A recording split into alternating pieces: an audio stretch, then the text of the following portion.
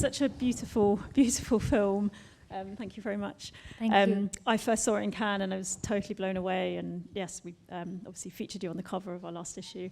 I guess my first question for both of you is, how did you come to work together? Because this is your second collaboration together. You also made A Night of Knowing Nothing first. So if we start at the beginning and talk about how you how you got to this point. Well, to make a film like this and to find funding in India would be difficult. So it was really lucky that I met Toma. Yeah, we met at a film festival. I had a short film showing in Berlin, and Thomas came to see it. And I loved it. I was really blown away by it. More like I left the theater and I said I want to work with this director, and that's the real story. And I came to her and we started working together after some times, and we made it happen. Yeah, I think the nice thing sometimes about collaborations like this, even though they are across continents and countries, we realized that we like similar cinema, and we were preoccupied with the same things with cinema, and that I think can lead to a collaboration that works. And we made one movie before this together, and this is our second one, and hopefully there will be more. And you had the idea for this film quite a long time ago. How did it kind of how did that develop, and how did it change over that time? Yeah, actually the time I started writing this film was when I was still a student in my final year at the Film and Television Institute, which is our national film school. And I had to make what we call a diploma film, what I guess you call a thesis film here. And I was in and out of like hospital situations due to some family related things. And when you're a student filmmaker, you think everything can be a film. So since I was spending a lot of time in the waiting rooms in hospitals, one thing that I was noticing, the people that you meet the most are nurses, and you kind of get used to the rhythm of a hospital and you sort of annoy them the most. And so I wanted to make a film that was based in the hospital with the nurses as the main protagonists. But as I started meeting more people and doing more research for the film, I realized that 20-minute diploma film was not going to cut it. So then I put that aside and I did something else. And then I was also having to think about the feature that I wanted to make. And I thought that I could really explore more through this very basic seed idea of this mise-en-scene to go into many, many different things. And of course, the film really changed a lot. And we started working on it in 2019. Then we made another film in the middle, and this took a bit of a backseat. And then we came back to it in 2022. So yeah, it was very different. When I started writing the film, I was closer to Anu's age. And by the time I finished, I was closer to Prabha's age. So I think my empathy also changed with how I looked at the women and how I felt. So yeah, I think the film really changed a lot. And do you think making a film in that slow way is actually maybe preferable in that you can, let ideas percolate and something can change? And I think for your processes, because if I can add something, Payal keeps writing also almost while shooting, but also because we had a break, she also rewrote some parts of the second half according to things that she had seen. So I think, maybe it's a lot, 6 years, but I think also with your process, because you like to try and try stuff and retry, and it kind of... Yeah, it's... I like taking the time. I'm a very process-driven person, so to do research, to tried different cinematic things. With my cinematographer for 2 years before we shot the film, we would go around Mumbai and just take shots in the monsoon, sometimes make our friends act, just to kind of get a sense of what is the visual language we want and what is the color of this place at this time. And that's where we picked up on the blue that we've used extensively in this film, the first part, and the red of the Ratnagiri soil. So this was just kind of going around and shooting, meeting people, doing the interviews that are in the beginning of the film. All these things, I think life gives you a lot more than one can even imagine. And that, for me, is the joy of making films. Mm-hmm. I mean, what you describe sounds much more like a documentary type approach. And obviously your first film has fiction in it, but is maybe slightly more non-fiction-y. And whereas this one as well has more fiction in, but still a lot of non-fiction. How, what does that process to you kind of add to it? Yeah, I really like this hybrid process of fiction, non-fiction together. And when I'm doing fiction also, the research part and meeting people and doing the interviews and things are a kind of a non-fiction process. Yeah, ideally I would love to shoot fiction also like non-fiction, where I shoot a little bit, look at what you've done, edit it, and then do that. But it takes a lot of money, so you don't have this liberty. But I think that looking and then kind of like working as if it's something very material. Like you just put something together, you put some sounds with some images, you see what it feels like, does it work, does it not work? Like, for example, the scene of, where Anu is telling Shiaz in the bus about this old man who exposes himself to Crystal, the nurse. Like, this was from an interview that we did where there were 2 young nurses, and one of them was very timid, and the other was very, confident and sort of more relaxed about how she spoke about things. And we recorded this interview, and the other one is like, let's not talk so loudly, this is what happened. And the other girl is like, oh, what's wrong with you? So, it was like this. And then we did the recording of it. And then while coming back, we were just shooting with the mobile phone in the window. And then we were like, okay, let's just put this interview on this and see how it feels. And it was like this intimate nature of the girl who was shy and didn't want people in this cafe we were sitting in to hear what she was saying, with this large expanse of the city that just, added something of the contradictions of private space, public space, cities, all these things. And I just thought that it kind of worked. So this kind of thing, I think, comes a lot from non-fiction editing processes. And it can reveal a lot while doing. So the short answer is yes, it will take time. And the sounds in the film are it's such a vivid soundscape. I mean, the music is really beautiful. The Ethiopian pianist, but also you've sort of there's a sort of soundtrack that you've created as well. Can you talk a little bit about that and sort of kind of creating this really unique atmosphere in the film? Yes, sound for me is a great sort of way to approach cinema. It's kind of the starting point for me to listen to sound and kind of think about the sound before I even write. So sometimes I would do like the sound design of the film and then write the scene, thinking about what the sound feels like. So what I wanted to do with this film was to use, in Mumbai, it's very loud all the time. Like you hear a lot of sounds. You can't escape it. It's the train, the rain, the construction, and the honking is very much part of every day, like all the time you hear it. So I wanted to kind of keep the reality of that sound, but also sometimes use those same sounds in a way that they were more internal, that they were something subjective. For example, when the rice cooker comes, we've used the sound of the trains on the rails, which have this like feeling to it, which is a common sound, but to use it at that point adds, for me, something psychological about Prabha. So those kind of things we played along a lot with. And music, of course, is also very important.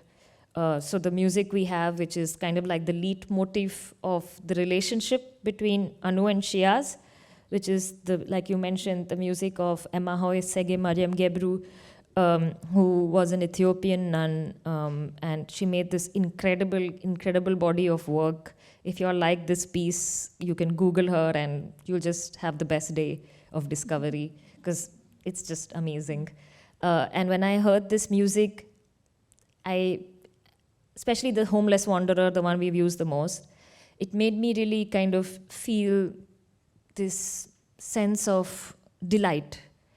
The kind of rush you feel when you're going to meet somebody that you've recently started seeing. And that feeling, I felt, was very well coming through with this music. And so I just decided to use it as a kind of like the soundtrack of Anu and Shiaz. And also the musician that I worked with is an independent musician from India, Topshe, and he's also very melancholic. So, and also likes, like me, 80s synth music. So, yeah, we decided to work together. And how was it? Obviously, you're working together, but you're not always in the same country, and then you're coming to India and you're making a film there, which is must be quite different from making a film in France. And how was that process for you? I mean, we were lucky also because Payal, and I think this is something we will replicate for the future, even if Payal doesn't have a residency in France. But this time, when we started working together, she got this Cannes Ciné Fondation residency, so she was in Paris for like 5 months. And of course, I think that doesn't replace, like any Zoom meeting will never replace just to sit around the table and discuss. And so that for the writing, that helped a lot. And then you were a lot in France for like also the other film, the post-production. So and for the shooting, of course, me and my associate, we are two in the company, we went in India and then you just, at the end, yeah, of course it's really different than to make a film in India than in France, but at the end, it's still a film. I mean, at the end, cinema being like a common language for two people like coming from different places of the world, or even like for working together, even if you have like different practices, different culture, but it's really common language, common things to do. You have to do the same stakes. So we had like a great Indian producer, Ziko Metra, who was a good friend of Payal since some times. So there was also this trust, which I think was really important, that we were able to communicate a lot all the time. So of course, when we were not together, we were doing it at distance. And yeah, we are all like first timers. First fiction feature for everyone. Payal, Ziko, us. So we just like, let's do it. The only person who suffered in this process was the one technician we got from France, who was the sound recordist. For the shooting, yeah. Yeah, he was supposed to do sync sound in Mumbai. It was a tragedy for him. It was very difficult to get people to be silent. It's not possible. But yeah, he got, which is also interesting if somebody is from outside, because he ended up walking around a lot in the city and recording a lot of sounds simply out of curiosity, and that helped me a lot for the post-production. So. And the other, obviously, challenge in the film is that you don't speak Malayalam. So yeah, how did you kind of combat that? But the actresses obviously do. So working with them must have been quite a close collaboration. Yes. The actresses are really, like, they were just amazing. I got really lucky with working with such incredible artists and incredible people, because they're just wonderful people also. And I wanted it to be like, not that people just come to the film like a job, and they never treated it like that. It was always our film, and that is precious. I learned a lot from them also as human beings as well. So I think that was a great collaboration. And yeah, I don't speak Malayalam, the language that the nurses speak. So for 1 year before the shooting, I worked with Robin Joy, who's the dialogue writer, and he adapted all the dialogues to make them the right kind of way for each character, how it should be. Like Anu is from a particular region called Palakkad. Shiaz is from closer to Trivandrum, so the accent will be different, the slang will be different, the Gen Z text messages will be different. So we did a lot of research and work on that. And I give full credit to Robin because he really worked a lot on it. And but when we were doing what we decided was that to kind of, how to direct in a language you don't speak, right? Like what will you do? How will you understand? So one thing I wanted to do was to have rehearsals before the shooting. So we all lived together for 3 weeks before the shooting, and we did all the scenes in my bedroom, making the hospital with the bed and moving things around and like this. And we did a lot of scenes that are not even written in the film, just to kind of get a sense of the characters, get a sense of internalizing the way they speak, the way the body should be, all these things. And some of those scenes finally made it to the film. They just worked, and I changed the script because they were so fantastic at it that, for example, where they all dance in the second half, that was just because the chemistry between 3 of them was so good that I added that to the second half of the film. And it was actually Chaya Kadam, the actress who plays Parvati. The song was her idea because we were discussing what song to play, what should it be. So this is from a movie called Caravan, and the lyrics are really are kind of going with Parvati's state of mind, because she's come back to this village taking this radical decision, but kind of regretting it also, where the hell have I come? Why am I here? So it was her idea to use this song because she was so involved with the character. She felt that this would be the right song for this moment. And we also played it on the red carpet in Cannes because we were also feeling what the hell are we doing here? We're winning the Grand Prix. Obviously, Parvati's situation in the film sort of brings an element of politics into it that's more to the fore in your first film.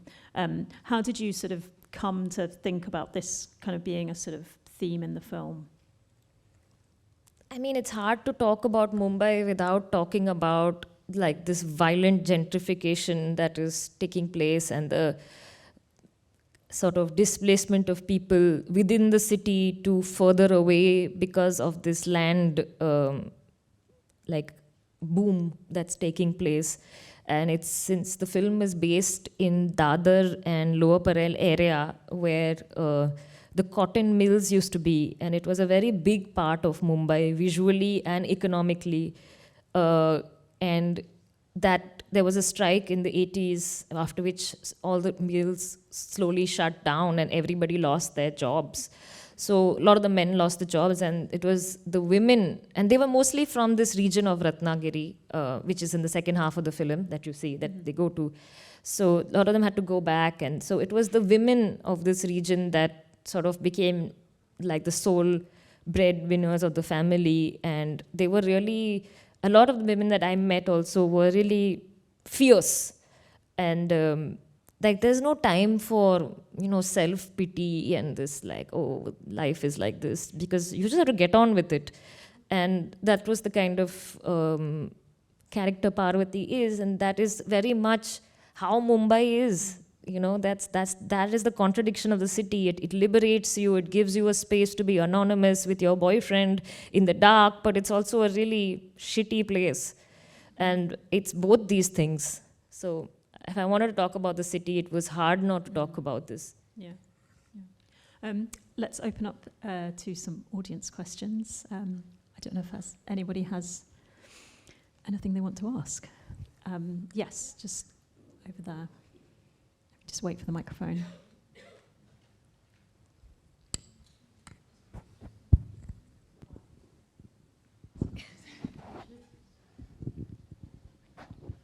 Hi, am I audible?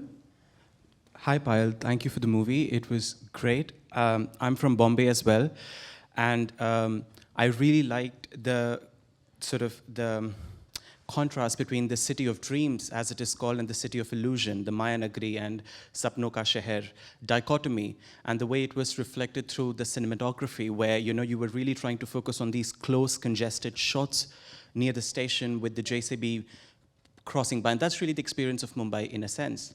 And it was admirable in every way possible. I mean, to be able to show that side of Bombay as well. What I'm particularly interested in is the politics of presenting the standpoint of people who belong to the vulnerable section of the society. And in that sense, your movie sort of aligns with the likes of people like Satyajit Ray's Mahanagar, or, I'm thinking of Shyam Benegal's Mandi. But one point sort of emerges always, which I'm not sure if it emerges for you, is how do you, this is clearly a point of view of people who are the most affected, but this message or this visual spectacle, if it has any therapeutic value, fails to reach the people like Prabha or Parvati. And it then becomes a part of a circulation of certain narrative amongst people who are fairly privileged in that sense. And I'm sure this is not a critique, but as a movie maker or an artist with a political conscience, how do you deal with that? That's just something that I'm curious about, not only for you, but for any artist generally, It's a really valid question, and I struggle with this all the time. My hope is that when it's released in Kerala, where a lot of people go to the cinema more than they would in the north of India for these kind of films, especially because it's a very cinephile state, and a lot of people, regardless of class, are interested in so-called art house films. So that was also one of the reasons that I did make it in Malayalam, hoping that there would be more people who would watch the film. But yeah, that's still something that I think about a lot, and I don't have an answer to that. It's just something that one has to work towards more and more to become more universal. Yes, just here and there.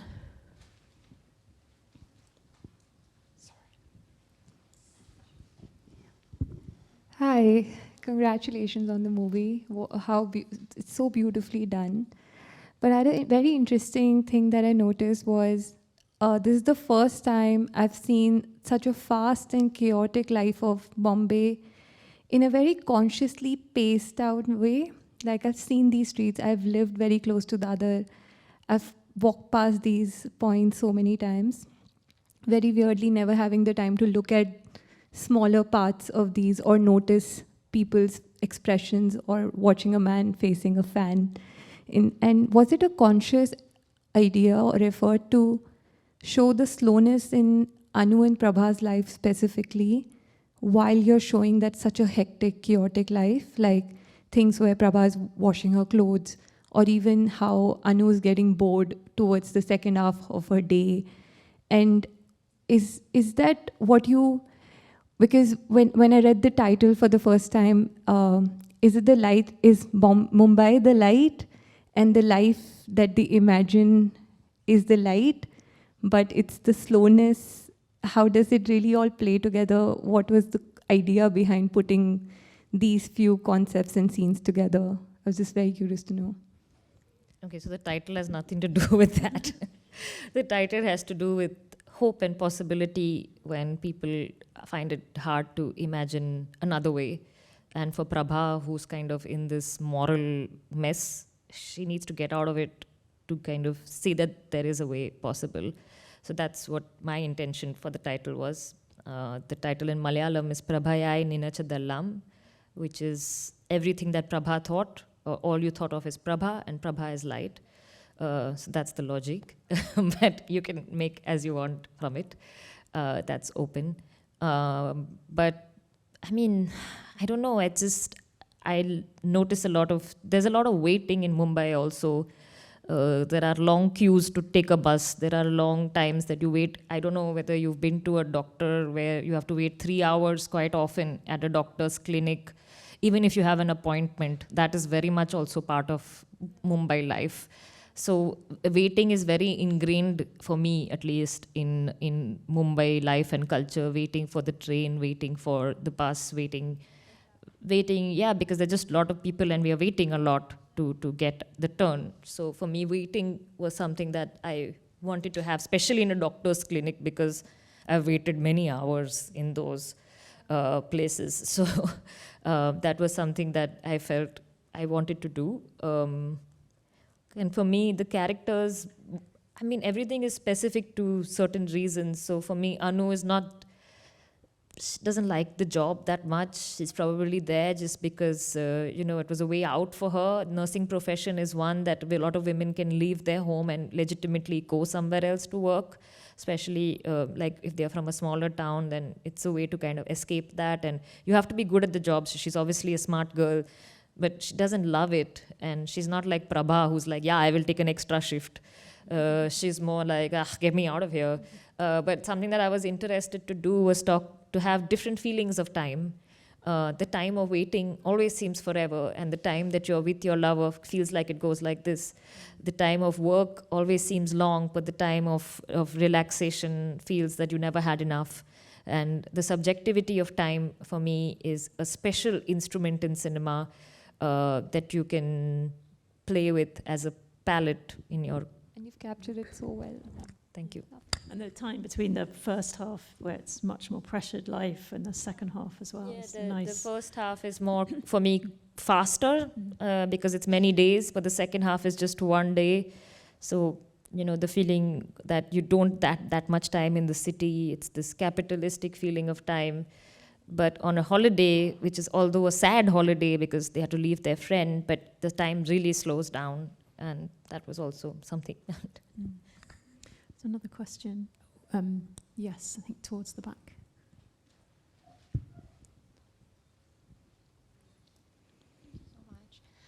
Thank you so much again for presenting your film to us. I really found the gendered spaces that you showed in a very hypermasculine space like a hospital. You created gendered spaces within the nursing community, as well as sisterhood spaces in public transport, in the homes that they have, considering there's so much surveillance and respectability politics.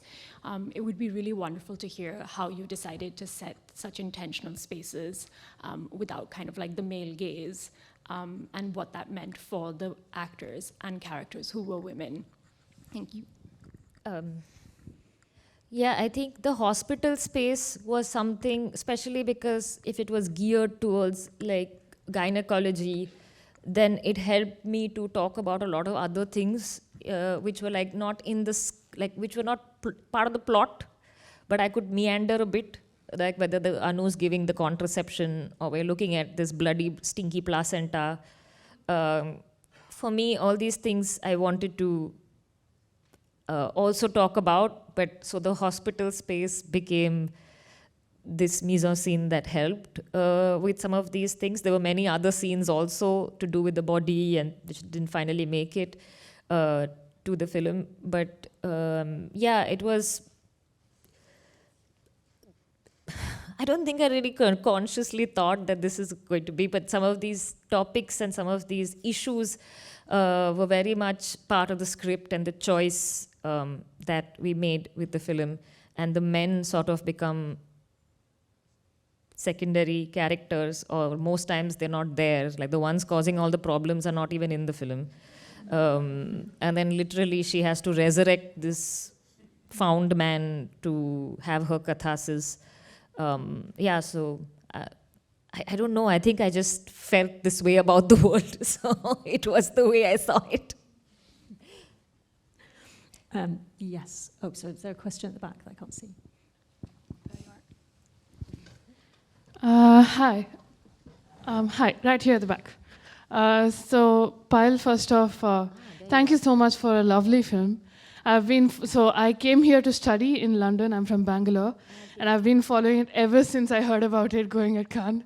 And I was wondering, how do I watch it back home? And I'm so glad I finally got to watch it here. So, thank you for making me cry twice today.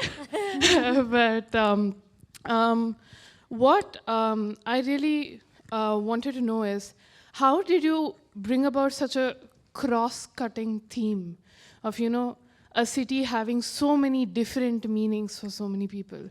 For me, personally, I related so much to the characters over there when they said, it's not just a city of dreams, it's a city of illusions, and you have to believe in the illusion, because that's exactly how I feel when I'm in London. So it's kind of like the answer to the question that the gentleman there posed, like, how do you make sure it reaches? Yes, it's reached me. I'm Prabha here.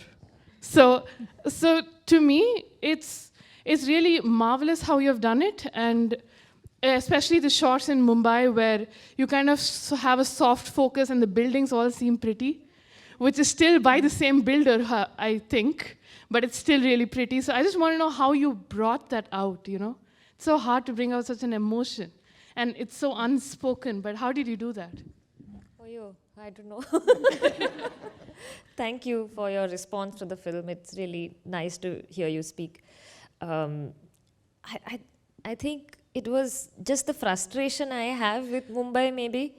And this kind of thing that, you know, for those of you who don't know, like a lot of times when there is some problem in the city, like if there is a flood or there is some issue, everybody helps each other out. And they say it's the spirit of Mumbai, and, you know, because people, it's the spirit of Mumbai because if you don't get on with it and you don't sort of move on, then, I mean, it's going to be impossible for you to live there. So this is what kind of makes me angry. And I think I wanted to, me and many others who feel angry in this way towards, like you pointed out, London perhaps also, it's because it's necessity, it's not some great spirit, it's just that you just have to be able to live. And so we glorify this, and that really pisses me off.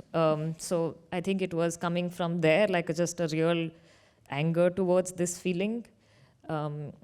Yeah. Great. Yes. Oh, sorry, is that?